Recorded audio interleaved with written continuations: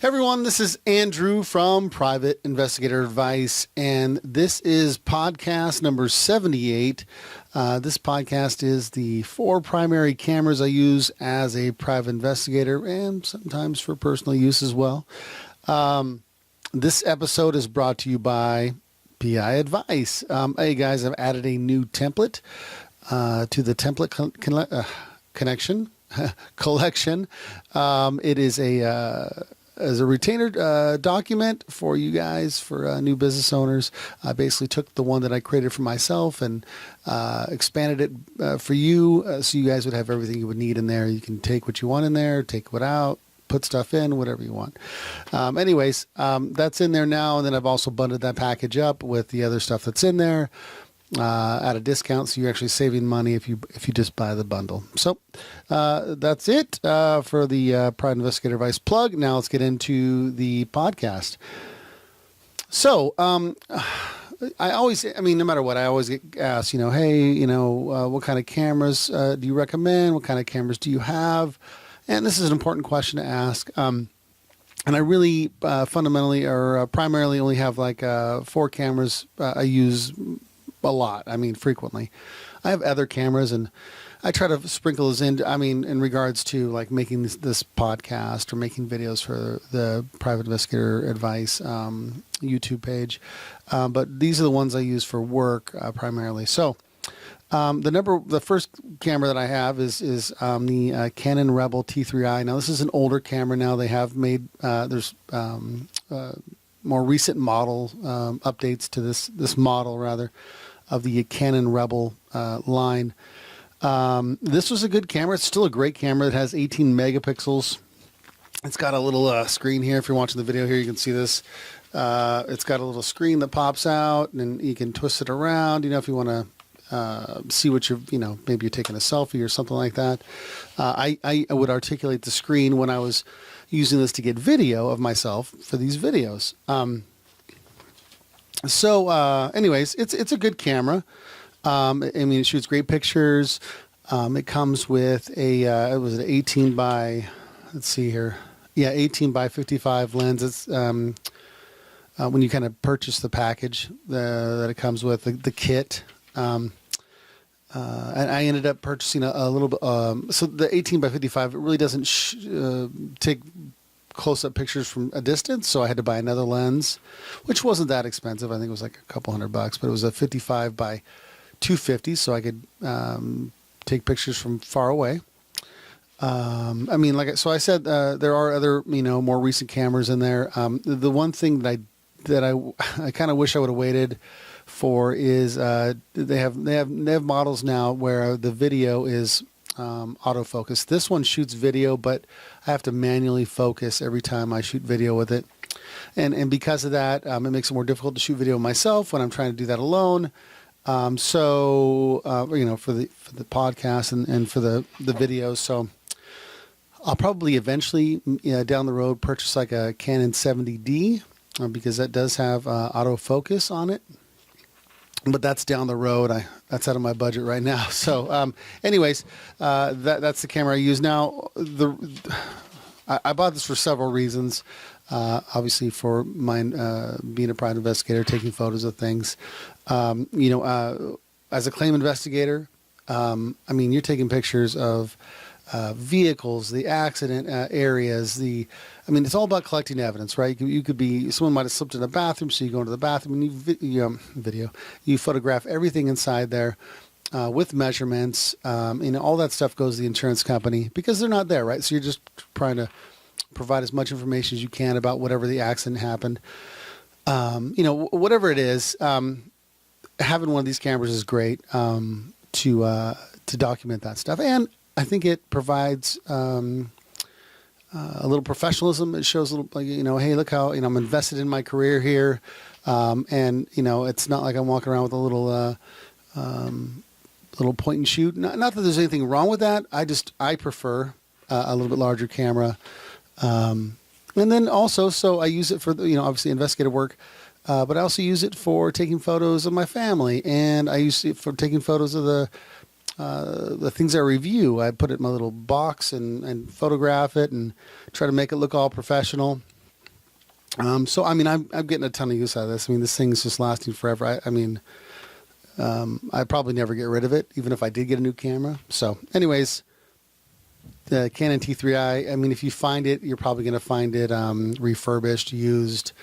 I don't know if they're still selling them brand new. Maybe they are. Maybe you can check it out if you really want to get this one, but there's better versions of this out there now. The second camera I use is on my my phone, my Samsung Galaxy Note 5.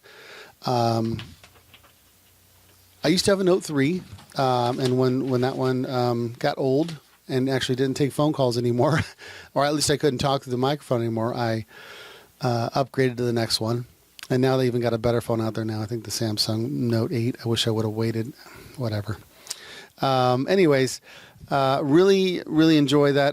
This camera has the Note 5 that I have as a 16 megapixel camera on the outside when you're looking at the screen. Well, the selfie camera has got a 5 megapixel camera. I mean, look. I mean, really, I think Samsung. I mean, there's all the cameras on phones are relatively good nowadays. I mean, it'd be hard to find one that doesn't have a decent camera, So, but this is just what I use, and so what I usually use it for is the really simple, things I need to photograph. So, if I'm having an interview with somebody, I usually get their ID and I photograph them. So I photograph their ID, I photograph them, and I don't need a Canon T3i to do that. I don't want to carry it into the interview, so I'll just take a photograph with my phone, and be done with it. Really simple. Also, this my phone is a backup to my spy camera, and it's like the third backup. I don't want to primarily use it. I'm really late coming around to using cell phones as spy cameras, and I'll make another video about that down the road. But if my spy cameras were to fail, I would use my my phone to videotape if I could. Okay. Number 3 is my video camera that I use for surveillance and sometimes just documenting things with claims investigations as well. Sometimes it provides more context to the photos. With that being said, I use, like I said, a Canon Vixia HF R600. Now, this is the newest version of this is the R800. For the most part, I think they're all pretty similar. I think I paid, I can't remember now, I want to say $200, $250 for this camera when I bought it a few years ago. As I make this video, it's December 2017.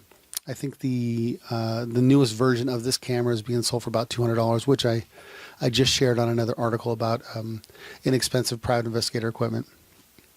One of the things I like about this camera in particular, well, there's a few, but one of the things I like about it is that you can change the quality of video that you're obtaining. And when you change the quality, now you might not necessarily want to mess around with this too much as a surveillance investigator, but when you change the quality, it adds more available space on your memory card. So, if you're in a jam, maybe you're shooting at the highest quality and you're running out of space on your memory card, you can knock it down a notch to the second highest quality, which is still great, and that will open up some room on your memory card. Maybe like 15 or 20 more minutes, you could still videotape. So I really like that. I like that option. I usually stay in between the first two qualities, depending on what I'm videotaping. If it's for something like this, sometimes I try to stay at the highest quality. But generally speaking, I might knock it down one just to have more space in my memory card. Another thing about this camera is that it has input for microphones and it has input for headphones. So if you want to listen to what you're videotaping, you can do that. And I use the microphone plug-in for these videos when I'm doing reviews and things like that. Not that you'll need it for that necessarily when you do investigative work. Also, finally, these cameras, the 600, 700, 800, have the ability to put a timestamp in the video. Now, I know everybody always asks about this, and I knew people were doing it. I never figured it out. I I honestly didn't care about figuring it out because I was under the impression that it took some additional steps to do each time you videotaped. and that was not going to be ideal for surveillance work for me. But I spoke with another investigator recently, about I don't know, maybe 3 weeks ago or so, and he was asking me some alternatives to putting timestamps into the video, like a second process outside after the investigation's over, after the surveillance is over, and we talked about it, and he told me it would take about 6 or 7 seconds, maybe 8 seconds to do the second step every time he was to take video of something, and he was missing crucial time.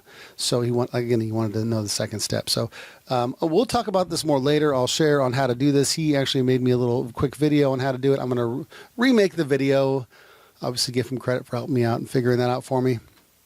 And we'll get into that in another video. But it does have that capability should you want to do it. Okay, so that was that. All right. Number 4.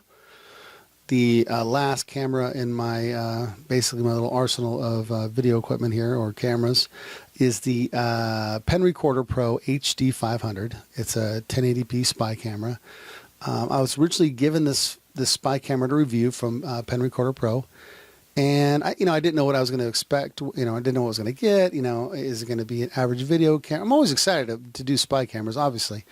But it turned out to be great. The video quality is really great. The photos are really great with the camera on the spy pen. It has a little cover. You can cover the camera hole. It's also one button push recording. So some spy cameras are like, okay, turn it on. Okay, then hold it down, and then it's video mode, and then go to standby. This one, you just press it. It automatically goes and starts recording. Like, there's no second button to do that. Now, if you want to put it into photo mode, you have to do some button pushing, but I like the ability just to know, boop, all right, now I'm going. Now I'm going to videotape my subject. Anyway, so good camera to have, right? So I've enjoyed that. I highly recommend that. Right now, that's my go-to spy camera. If you have any questions about that one, just, message me and we'll talk about it. So even though I have all 4 of those cameras, I still use backup cameras. So as a backup video camera, I have a Panasonic HC-V10. I bought that on sale at Best Buy numerous years ago. It's been my backup camera. I think there's only one time I used it as my primary, and I actually there's a whole other video I need to make about that. Not that there's something wrong with the camera, but I wasn't prepared, because this was my backup camera and I was using it as my primary. Again, another story. We'll talk about that later. Anyways, a good backup camera. It has a nice zoom on it. I don't even know if they're selling these anymore, but Panasonic, I'm sure has something similar to this. I'm sure at the moment. I haven't checked, to be honest with you. I also have an older camera that I originally used for investigative work. It's the Kodak EasyShare Z712IS. It's a 7.1 megapixel camera. Now, when I bought this, it was because when my daughter was first born, I bought a camera, and it was like 3 megapixel. I know I've talked about this. I think it was 3. I bought this camera, and it was great, but I wanted something a little bit more, because I'm the type of guy who likes to photograph everything with the family. And so I bought this other one here, and then I also use that for investigative work. And it worked great. I mean, it still works great. It's still running. Anyways, it's like 11 years old, still ticking. I mean, I'm not saying go buy this one, but if for some reason you feel the need to have a backup camera, just a regular camera, you might want to get something similar to this. It doesn't have to be a $600-700 camera. I also use my Samsung Note 3, the one I told you about earlier. One of the reasons I use it, I can use it as the camera. The camera works fine on it still, but on one specific file, I was doing an interview. I needed an interpreter, and I needed to also play back audio from a recording that involved the person I was interviewing.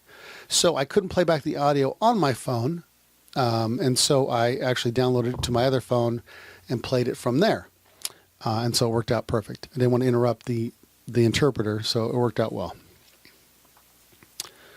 My other backup spy cameras, if you followed me for any amount of time, I've talked about the 808 Keychain camera. Now, there's different models and versions of this. I always purchased the relatively inexpensive version, which shot very average video, but it did the job for me. One of the things that with these types of cameras, if you have to set the time, and sometimes that cannot work. Sometimes to set the time, and that's important. So just kind of keep that in mind if you ever look into the 808 Keychain camera. Sometimes there's been problems with those cameras in regards to that. For the most part, I haven't had any. I've made videos about setting the date and time for people so they could have that and be able to, reference that anytime they need to set the time and date for the camera. So those are the four primary cameras that I use. Obviously, for the PI advice, network of things that I do, and obviously investigative work, and of course with the cameras and video cameras, I'm documenting the heck out of my family and the things that we do and the moments and the events. So it's not just a one thing that I use these for. I use them for a lot of different things. And with that being said, this is the final plug of the podcast here. For Audible, Audible provides a bajillion books out there, nonfiction, fiction. I can't rave about them enough. They have a free 30-day trial. There's no obligation. You sign up for it for the trial. You get a free book. Pick whatever book you want. And, if you don't like it, you just cancel before the 30 days. You haven't spent any money. I think it's a pretty good deal for someone to get into, audio books and seeing if that's something that you like. So anyways, give that a shot. My link, I'm an affiliate for Audible. My link to that is www.audibletrial.com/PIA. If you do sign up for the free trial, I will get a commission, and I appreciate that if you do. So that's that. Okay, guys. I think that wraps up this podcast. I appreciate you listening. If you haven't signed up for my newsletter, I encourage you to do it. It's just one of those ways to keep in contact with the things that are going on with Private Investigator Advice, the videos and reviews and podcasts and articles that I write. And what I do, I have a sign-up sheet on my website.